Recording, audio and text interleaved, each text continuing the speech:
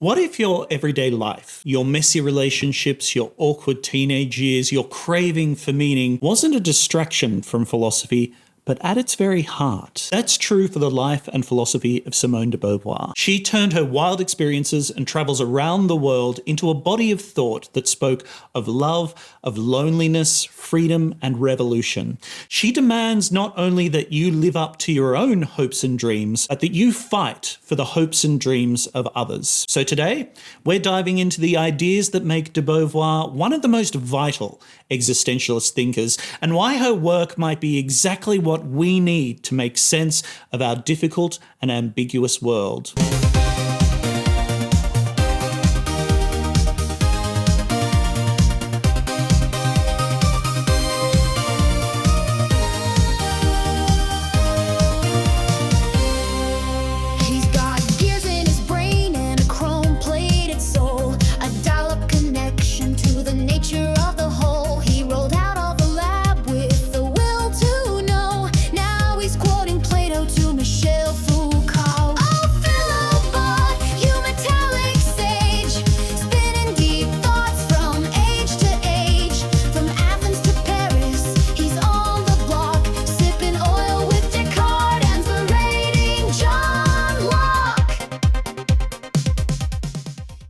But who was Simone de Beauvoir?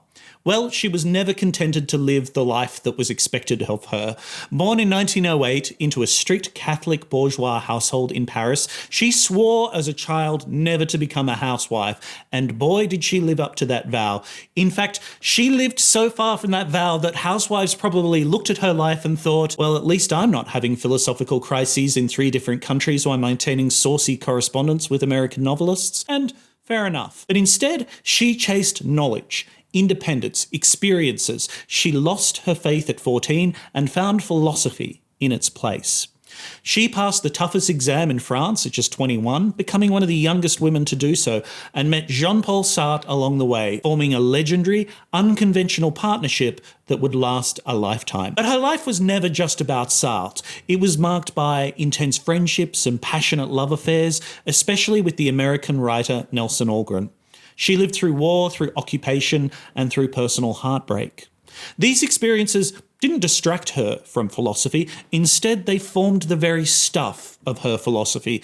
Her writing wove the personal and the political together, whether in The Second Sex, her essays, or her novels. Simone de Beauvoir refused to call herself a philosopher, which, let's be honest, is probably the most philosophical thing you can do. Nothing says I'm thinking deeply about categories and labels like questioning the very label that describes questioning labels. But she also lived in the shadow of her lover, lifelong partner, and fellow philosopher, Jean-Paul Sartre. So not calling herself a philosopher was itself an act of rebellion, a way to break with Sartre and to live life on her own terms. She even wrote a whole novel about a love triangle she experienced with Sartre and a younger woman, where she vows to never again be captive to her love for Sartre. And she kept her word, travelling the world and having many other loves, making intellectual contributions to socialism, to existentialism, to feminism, phenomenology, and other philosophies. So why start with her personal life and her relationship with Sartre? Well, firstly, she wrote about it extensively, including several fascinating volumes of autobiography. But she thought that our inner lives, our feelings, our desires, and our emotional responses to the world are at the core of de Beauvoir's philosophy. It's a deeply personal philosophy that cares about how we feel and how we experience the world, as well as how we live in it. If Jean-Paul Sartre gives us the basic logic of existentialism, with which she mostly agrees, then de Beauvoir's philosophy gives life to that existentialism. It actually gives us a way to live in the world as human beings, not just as highly rational actors who are constantly forced to choose. She also gives existentialism a foundation in ethics and a way to deal with other people, points on which existentialism was frequently criticised. But for de Beauvoir, other people are central to existentialism and to any meaningful philosophy. They help give meaning to the world, and more importantly, they create freedom. Yours, theirs, other people's. There's so much in de Beauvoir's rich body of work that we could discuss, and indeed there's going to be a special philosophy book club episode on her first novel soon. Keep an eye out for that. But for now, here are 5 key ideas from de Beauvoir that we'll lay out in today's video. Firstly, the lack at the heart of our being. And then secondly, how we grow up in the world and how that shapes our freedom. Thirdly, the ambiguity inherent with living with others. And fourthly, the ethical demands that their freedom creates. And finally, the political consequences of those demands. One of the most important claims that Simone de Beauvoir makes, which is common to many existentialists, is that there is a hole at the heart of our being. They think that if we take a quiet moment and examine our feelings, who we are and what we want, we encounter a lack. But what does that mean? Well, typically for existentialists, it has both a technical, philosophical meaning and a deeply personal one. The technical meaning is surprisingly easy to understand, given that philosophers came up with it, although it has complicated consequences. For existentialists like Jean-Paul Sartre and Simone de Beauvoir, there are two kinds of being in the world. There is en soi, or the in itself, which we would commonly describe as objects in the world, chairs, trees, rocks, houses, books, anything without consciousness. These things don't have minds, they don't have intentions, and they don't have feelings. They're content to simply be in the world. They don't even necessarily have an experience of that world. And then there's the second category of being, pour soi, or the for itself, which does have consciousness. And with that consciousness comes a whole host of problems. Beings with pour soi, like us, have intentions, they have desires, they have feelings. We have an experience of the world. We have things that we want out of the world but don't yet possess, like dreams and hopes. Because fundamentally, although we do appear in the world like en soi as stuff, we can also stand back from the world and separate ourselves from it. We can reflect. And we can choose. And this generates a lack because we aren't just the stuff of ourselves in the world, our physical body, we're much more than that. We have inner thoughts and feelings and dreams. Most importantly, we have a picture of ourselves. We can imagine ourselves going on holiday or having friends over for dinner or winning an award. For Simone de Beauvoir and for other existentialists, we aren't just what we are right now.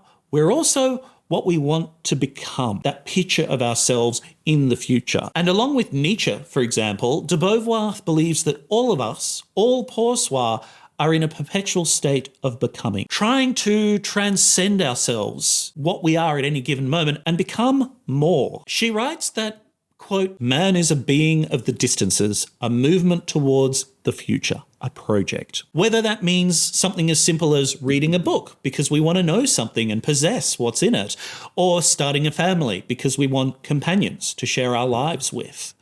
The lack exists because although we may have dreams for ourselves and for others and for what we might want the world to be like, we're not there yet. We're always reaching towards something we don't yet have, which explains why humans have invented both existential philosophy and Amazon Prime. One-day delivery for objects, lifelong delivery for meaning. I've got a million more, Bezos, call me. In a critical section of her essay, The Ethics of Ambiguity, she writes, "Life is occupied in both perpetuating itself and in surpassing itself. If all it does is maintain itself, then living is only not dying, and human existence is indistinguishable from an absurd vegetation." And there she means the doing nothing, not vegetables. Although maybe she also does mean vegetables. We are like Keats' lovers in his Ode to a Grecian Urn. We are always so close to winning the goal, yet we can never reach it. But before you despair, de Beauvoir thinks that this lack at the heart of our being gifts us special powers. The first is that it drives us to create meaning.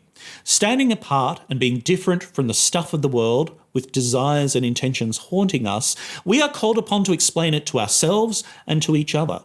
So we create meaning. We tell ourselves stories. We search for truth.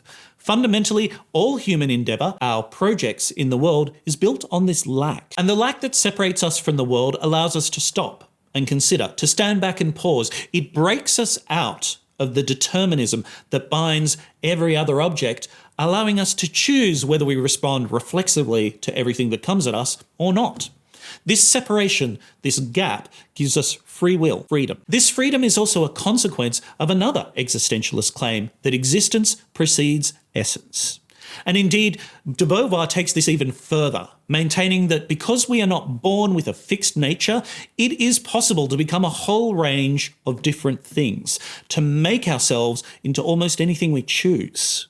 But this realization carries serious weight, as we shall see. It causes us anxiety, ambiguity, and the fear at the risk of potential failure, of not becoming what we desire. But freedom, as we shall see, is the foundation of Simone de Beauvoir's philosophy. It makes everything possible, including, most importantly, how we can live meaningfully and ethically with others in the world.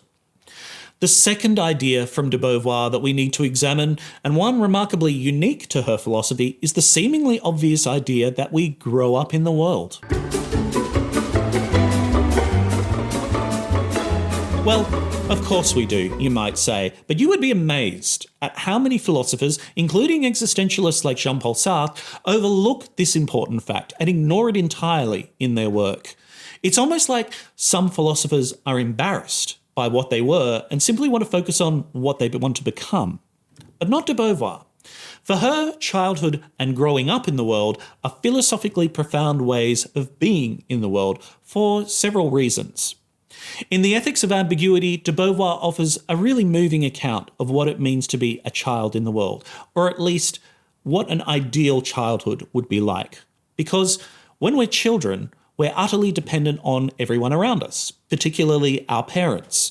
And we generally don't create the meaning of the world. We're born into it, and an adult literally points and tells us what the things are.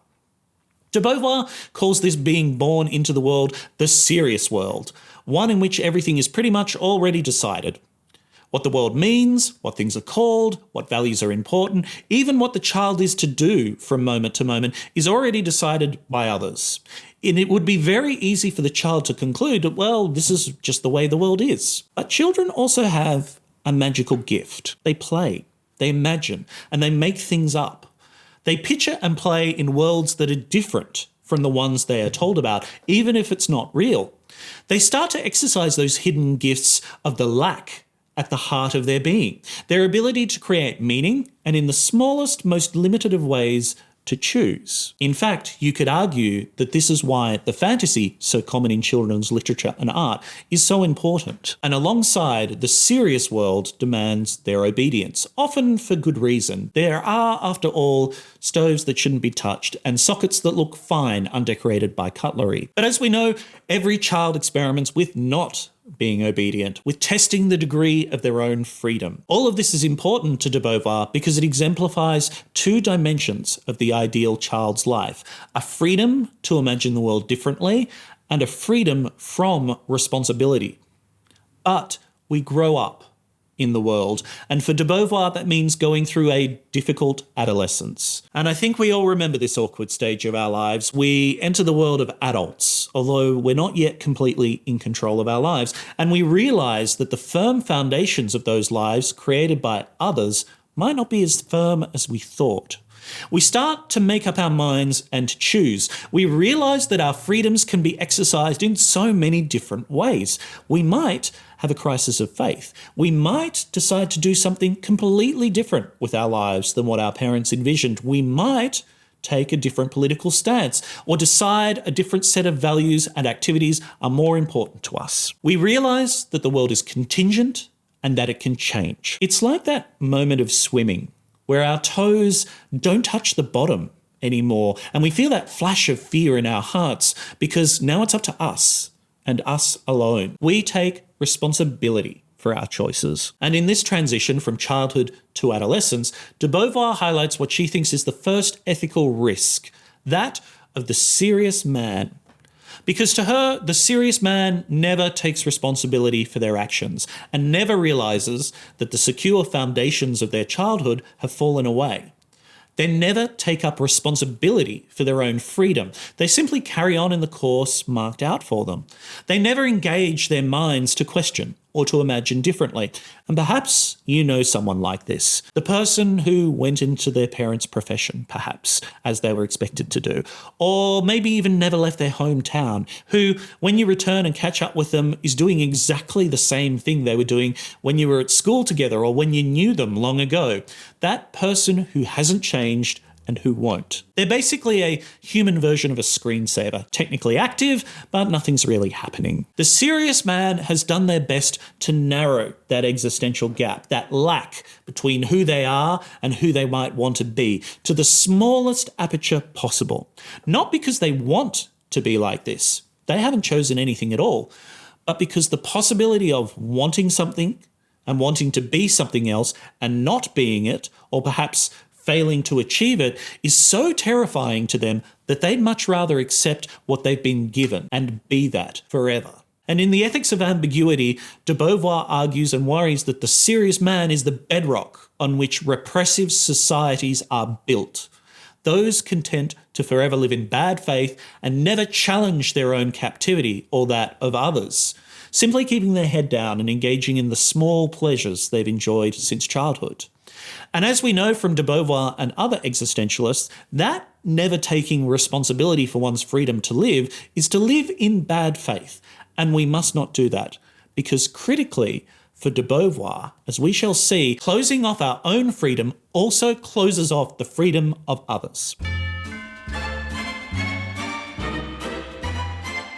So, taking control of our own lives and being accountable for our choices pushes us out into the ocean of the real world and of other people. Because de Beauvoir argues that if the serious world isn't real, if the one of the status quo and traditions and institutions and dictates from others about how the world should be, then we also have to make something of it. How do we want the world to be? And what do we think is right? Those are the questions that we're asked if we reject the serious world. And that inevitably involves dealing with other people. Now, Jean-Paul Sartre once famously said that, quote, hell is other people, and perhaps you agree. But de Beauvoir thought he was dead wrong about this. She thought the opposite, that nothing in this world is possible without coming to terms with others.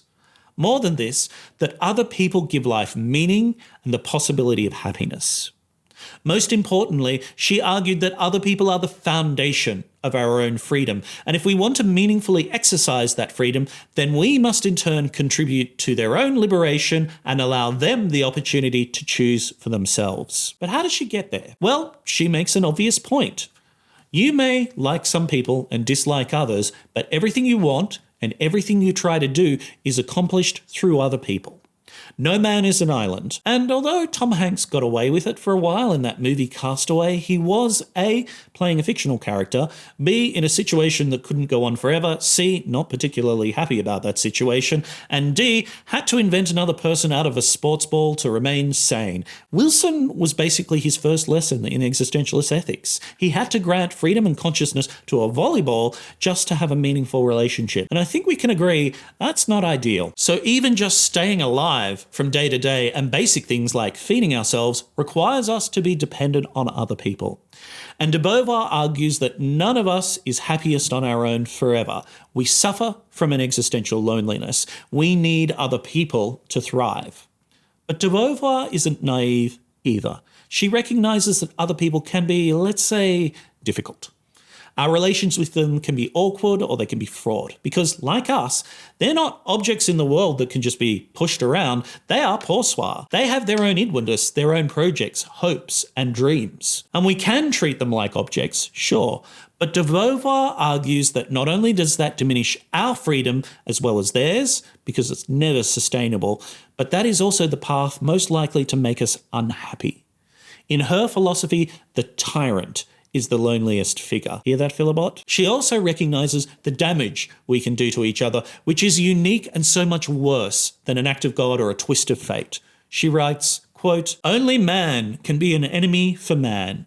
Only he can rob him of the meaning of his acts and his life, because it also belongs only to him alone to confirm it in its existence, to recognise it in actual fact as a freedom. One does not submit to a war or an occupation as he does to an earthquake. He must take sides for or against, and the foreign wills thereby become allied or hostile. It is this interdependence which explains why oppression is possible and why it is hateful. For de Beauvoir, to force another is a dark act. Instead, we must appeal to others for help. We have to ask them to exercise their freedom to assist us in our projects. And she argues that in helping other people realise their projects, we also increase the probability that others will help us with ours. Part of de Beauvoir's philosophy, it is true, is a philosophy of paying it forward. Indeed, an argument that society is built on acts of kindness that pay it forward, and that communities only succeed at the degree to which their individual members are willing to help each other out. But she also has sophisticated and compelling philosophical arguments for this too. We won't go into them too much here, but they are stinging critiques of Nietzsche and of nihilism and of the Übermensch that goes it alone, because she thinks they don't come to grips with the reality and the necessity of living with other people. Another part of it is a critique of both Hegel and Marxism, who ultimately view people as means to realise an idealistic end that kind of never comes. In fact, she argues that any instrumental use of people for an end that is seen as greater than them is almost always logically flawed and leads to a greater amount of misery. De Beauvoir argues that in systems like Hegelianism or Marxism, freedoms of people here and now are sacrificed for a promised end populated by fictional descendants who will, in theory, be maximally free and happy. But who knows? How can we guarantee that? What if the dialectical logic of these systems is not sound? She pretty convincingly argues that the magical end of such systems never arrives, and yet it is used to perpetually justify the sacrifice of our very real freedoms in the here and the now. But de Beauvoir is not a Kantian moralist or a deontologist either. She doesn't think that curtailing freedom or even violence are never justified. Instead, there are many grey areas and limit cases. What she thinks is that any interaction with another person and any appeal to their choice or their freedom entails ambiguity. It might work and it might not. It might be justified and it might not. Failure is always a risk and a possibility. Life, after all, is risky. We might make the wrong decision, and so might they. And this forms the core of all of Simone de Beauvoir's philosophy throughout her life: freedom and ambiguity. Everything we do entails one or the other. Now, people might say no, or misinterpret, or make a bad decision. We may have to trespass on somebody else's freedom in a time of emergency, and we should feel the weight of that decision, what we're costing them, and not take it lightly. We could consider how we might be wrong, but feel compelled to do what we think is the moral thing and act anyway, often for the person's own good, even if it curtails their freedom. De Beauvoir acknowledges that sometimes there's a contradiction in doing this, or no clear moral or ethical answer. This too is the ambiguity of the situation. But she is utterly opposed to hard and fast rules, a moral dictate that never takes account of the individual, their circumstances, or the risks and uncertainties. Because in her view, and in systems like Hegelianism or Marxism or fascism, such generalizations and blanket rule thinking leads to the systemic treatment of people as a means and not as an end in themselves. It leads us to treat them as en soi, stuff in the world, and not as pour soi, beings with hopes and dreams who sacrifice something very real when we foreclose their freedoms and possibilities. There is one universal rule that de Beauvoir does believe in. She believes, and argues pretty convincingly, that when we fight for another person's freedom, respect, and dignity, we do so for all of us. On choosing the causes the individual might wish to serve with our freedom, she writes, quote, "The cause which he serves must not lock itself up and thus create a new element of separation. Through his own struggle, he must seek to serve the universal cause of freedom." She argues that such actions increase the freedom of everyone to flourish and to become what they hope to be, which brings us to politics.